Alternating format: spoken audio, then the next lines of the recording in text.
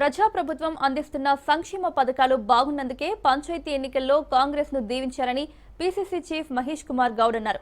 మొదటి విడత పంచాయతీ ఎన్నికల్లో 65% పైగా కాంగ్రెస్ మద్దతుదారులు గెలిచారని, ఇదే ఉత్సాహంతో రెండో మూడో విడతల్లోనూ మెరుగైన ఫలితాలు సాధిస్తామని మహేష్ గౌడ్ ఆశాభావం వ్యక్తం చేశారు.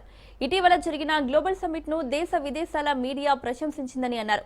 సమ్మిట్ ను విమర్శించిన బీజేపీ నేతలు రాష్ట్రానికి ఎన్ని నిధులు తెచ్చారని ప్రశ్నించారు. హైదరాబాద్ ను ప్రపంచ స్థాయి నగరంగా తీర్చిదిద్దేలా మా ప్రయత్నం కొనసాగుతోందని పీసీసీ చీఫ్ తెలిపారు. రాజ్యాంగ వ్యవస్థలను కేంద్రంలోని బీజేపీ విచ్చలవిడిగా తమ స్వార్థానికి వాడుకుంటోందని మహేష్ గౌడ్ ఆరోపించారు.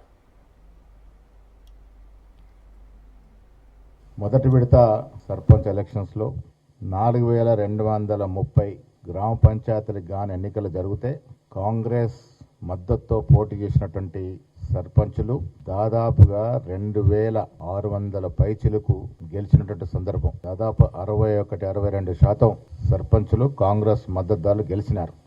దాదాపు 1000కి దగ్గరగా బీఆర్ఎస్ పార్టీ, 200కు దగ్గరగా బీజేపీ, దాదాపు 40-50 సిపిఐ సిపిఎం లావులు, 260 చోట్ల ఇండిపెండెంట్లు, సిపిఎం 30 చోట్ల, దాదాపుగా 30 ప్లస్లు సిపిఐ. ఈ లెక్కన దాదాపు 62% పైగా కాంగ్రెస్ మద్దతుదారులు, కాంగ్రెస్ బలపరిచిన వ్యక్తులు సర్పంచ్కి గెలిచినారు. మొదటి విడత గెలిచిన సర్పంచ్లందరికీ అభినందనలు. రాష్ట్ర ముఖ్యమంత్రి రేవంత్ రెడ్డి గారి నాయకత్వంలో గత 2 సంవత్సరాలుగా జరుగుతున్న అభివృద్ధి, సామాన్యుడికి అందుతున్నటువంటి సంక్షేమం పట్ల ప్రజలు సంతోషంగా ఉన్నారని చెప్పడానికి ఎన్నిక ఒక ఉదాహరణ. ఇది కాంగ్రెస్ కార్యకర్తల విజయం. రేవంత్ రెడ్డి గారి ముఖ్యమంత్రి గారి నాయకత్వంలో మా మంత్రులు, శాసనమండలి సభ్యులు, శాసనసభ్యులు, పార్లమెంట్ సభ్యులు, కార్పొరేషన్ చైర్మన్స్, సీనియర్ కాంగ్రెస్ నాయకులందరూ కృషి వల్ల ఇవాళ ఎంత పెద్ద ఎత్తున ప్రజలు కాంగ్రెస్ మద్దతుదారులకు పట్టం కట్టినారు.